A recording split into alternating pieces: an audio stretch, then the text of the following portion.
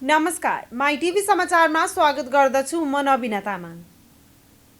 नेकपा माओवादी केन्द्रका अध्यक्ष पुष्पकमल दाहाल प्रचण्डले आफ्नो पार्टी र काङ्ग्रेस बीच आलो पालो सरकार चलाउने विषयमा छलफल भइरहेको बताएका छन्। बिहिबार सिन्धुलीमा आयोजित एक कार्यक्रममा अध्यक्ष प्रचण्डले यसअघि पनि काङ्ग्रेस र माओवादी केन्द्रको आलो पालो सरकारले निर्वाचन गराएको स्मरण गर्दै फेरि पनि त्यसैगरी सरकार बनाउने विषयमा छलफल भएको बताएका हुन्। पहिले पनि काङ्ग्रेस र माओवादी केन्द्रले आलो पालो सरकारको नेतृत्व गरी निर्वाचन सम्पन्न गराएकै हो उनले भने। अहिले पनि आलो पालो सरकारको नेतृत्व लिएर नयाँ सरकार बनाउने चर्चा पनि चलिरहेको छ। उनले प्रधानमन्त्री को र कुन पार्टीबाट भन्ने टुङ्गो नभए पनि नयाँ सरकार भने छिट्टै बन्ने दाबी गरे। उनले नेतृत्वको विषयमा अहिले छलफल भइरहेको बताउँदै आफूले भने प्रधानमन्त्रीको दाबी नगर्ने बताए। अध्यक्ष प्रचण्डले केन्द्रको सरकार फेरबदलको टुङ्गो नलागेसम्म प्रदेश सरकार हेरफेर नहुने बताएका छन्।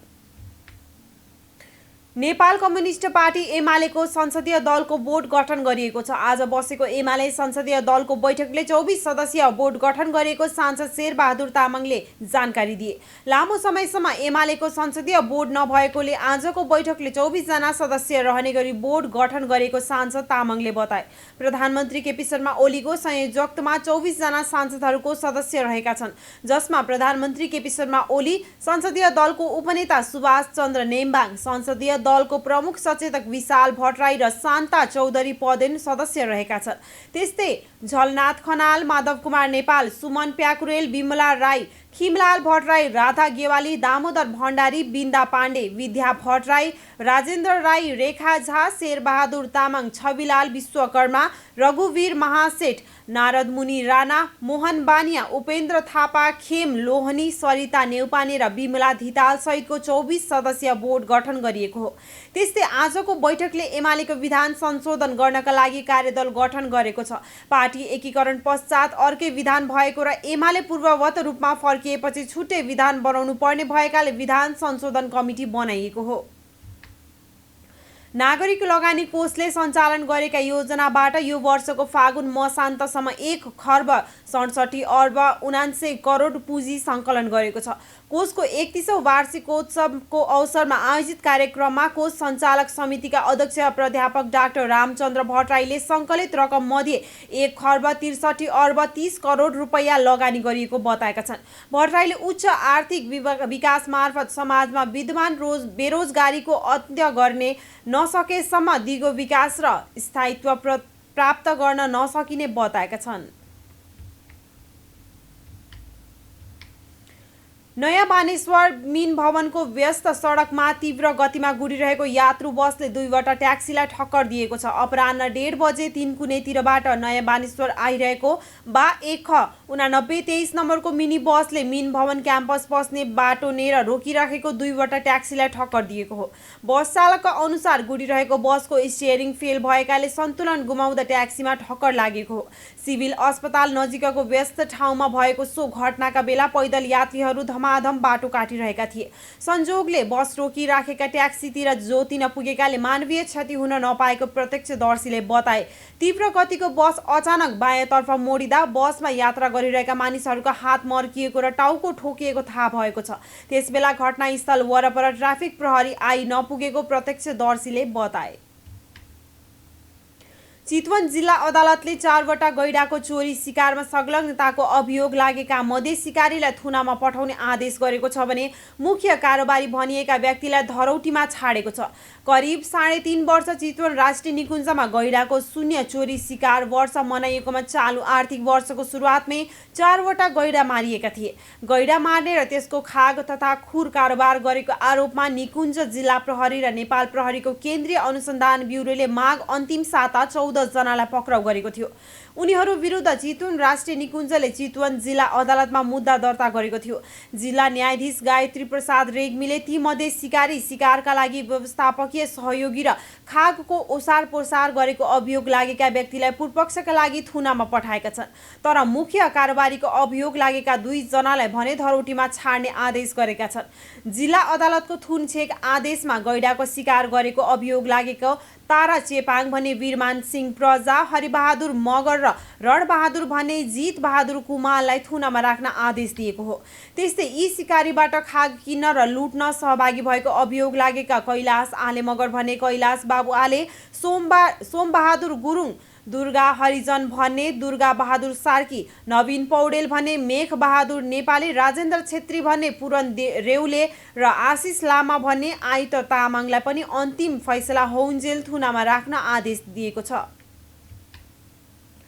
मेगा बैंक नेपाल एसियाली विकास बैंक एडिबी को साझेदार बैंक बनेको छ। नेपालका क वर्गका वाणिज्य बैंक मध्ये मेगा बैंक एसियाली विकास बैंकको 8औं साझेदार बैंक बनेको हो। दिगो विकास लक्ष्यका अवधारणाहरूलाई पालना गर्दै सदस्य राष्ट्रका बैंक तथा वित्तीय संस्थाहरू मार्फत साना मझौला व्यवसाय तथा उत्पादनमूलक उद्योग व्यवसायलाई प्रवर्धन गर्ने उद्देश्यले एसियाली बैंक विकास बैंकले अन्तर्देशीय व्यापारका लागि trade and supply chain finance program ल्याएको छ। नेपालका साना तथा मझौला व्यवसाय तथा उत्पादनमूलक क्षेत्रलाई प्रवर्धन गर्ने उद्देश्यले नै मेगा बैंक र इडिबीको यो साझेदारी भएकाले बैंकले जनाएको छ। यो साझेदारी पछि मेगा बैंक मार्फत अन्तर्राष्ट्रिय व्यापार तथा व्यवसाय गर्ने ग्राहकहरूलाई अब कारोबार गर्न सहज हुने जनाइएको छ।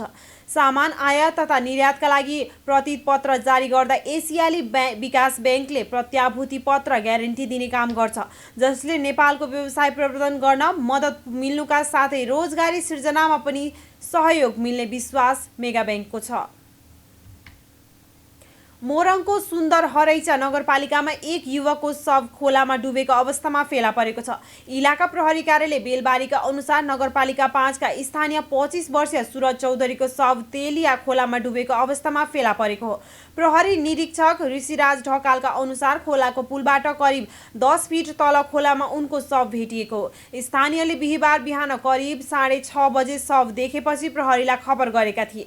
प्रहरी निरीक्षक ढकालले घटनास्थल पुलमा को 37 प 7445 नम्बरको मोटरसाइकल लडिरहेको अवस्थामा भेटिएको जानकारी दिए।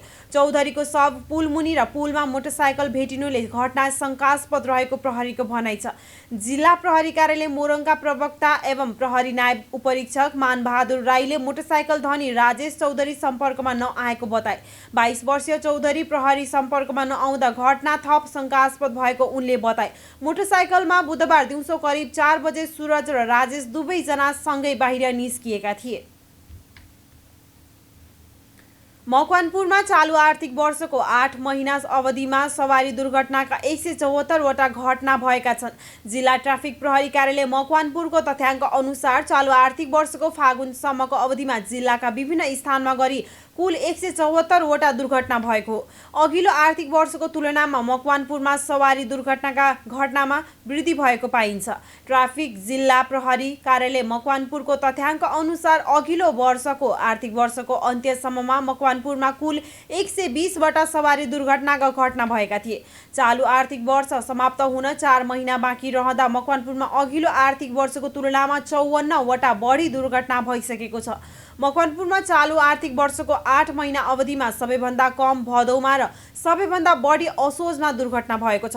ट्राफिक कार्यालयको तथ्याङ्क अनुसार मकवानपुरमा चालु आर्थिक वर्षको साउनमा 27, भदौमा 8, असोजमा 35, कार्तिकमा 24, मङ्सिरमा 23, पुसमा 16, माघमा 27 र फागुनमा 27 वटा दुर्घटना भएको छ। चालु आर्थिक वर्ष भएका दुर्घटनामा 256 वटा सवारी साधन संलग्न भएका छन्। नेपाल बजारमा आज सुनको मूल्यमा वृद्धि भएको छ। बिहीबार सुनको मूल्य 300 रुपैयाँले बढेर प्रति तोलामा 87,200 निर्धारण भएको नेपाल सुन चाँदी व्यवसायी महासंघले जनाएको छ। बुधबार प्रति तोला 86,900 रुपैयाँमा सुनको कारोबार गरिएको छ। त्यसैगरी चाँदीको मूल्य पनि प्रति तोला 20 रुपैयाँले वृद्धि भएको छ। बुधबार 1,270 रुपैयाँमा कारोबार भएको सुनको मूल्य आज प्रति तोला 1,290 रुपैयाँ निर्धारण गरिएको महासंघले जनाएको छ।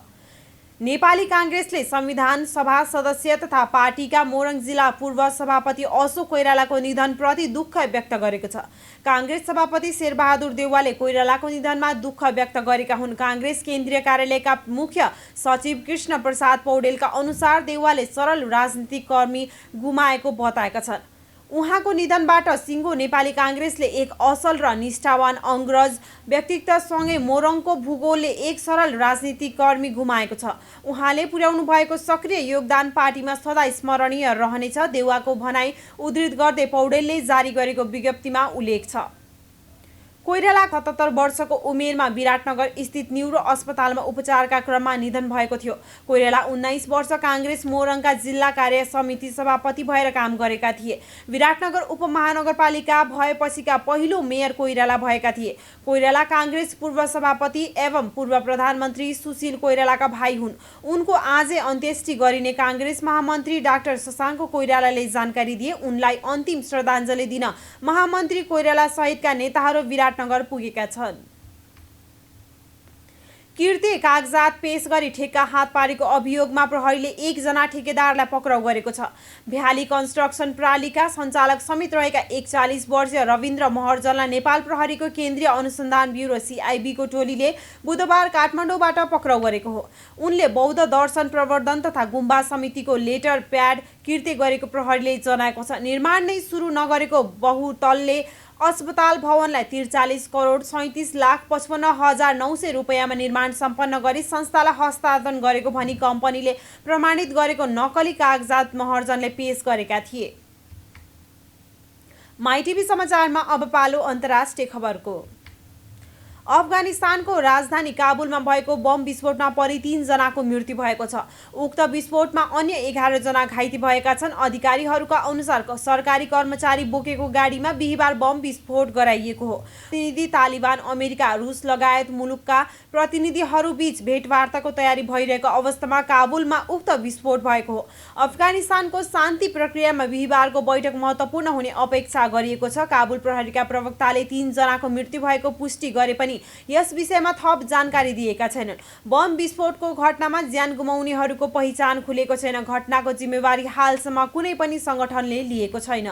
तर अफगान सरकारले भने पछिल्लो समय सरकारी कर्मचारी, सामाजिक कार्यकर्ता र पत्रकारहरूमाथि तालिबानले आक्रमण गर्दै आएको आरोप लगाउँदै आएको छ। अब खेल खबर। चैत 10 देखि काठमाडौँको दशरथ रङ्गशालामा हुन लागेको फुटबल प्रतियोगिताबारे अखिल नेपाल फुटबल सङ्घ एन्फाले पत्रकार सम्मेलन गरी बिहीबार जानकारी दिएको छ।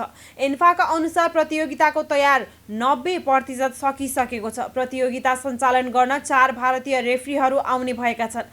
तीमध्ये 2 रेफ्री र 2 जना सहायक रेफ्री रहनेछन्। नेपालका पनि 2 मुख्य र 2 सहायक गरी 4 जना रेफ्री रहनेछन्। फिफा वरियतामा नेपाल 171 औं, बङ्गलादेश 186 औं र किर्गिस्तान 96औं स्थानमा छ। प्रतियोगिताका लागि बङ्गलादेशबाट 30 खेलाडी र 10 अफिसियल सहित 40 जनाको टोली आउनेछन्।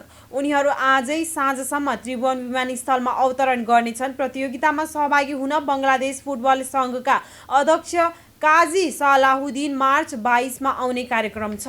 यस्तै किर्गिस्तानले भने ओलम्पिक टोलीका 22 खेलाडी र 20 अफिसियल सम्मिलित 32 जनाको टोली मार्च 21 चैत 8 गते आउने भएको छ। हस्त माइटिभी समाचार अहिलेलाई यति नै। अर्को समाचारको साथमा पुनः उपस्थित हुने नै छौँ। तबसम्मका लागि समाचारका सम्पूर्ण युनिटका साथ म नबिना तामाङ पनि बिदा हुन्छु।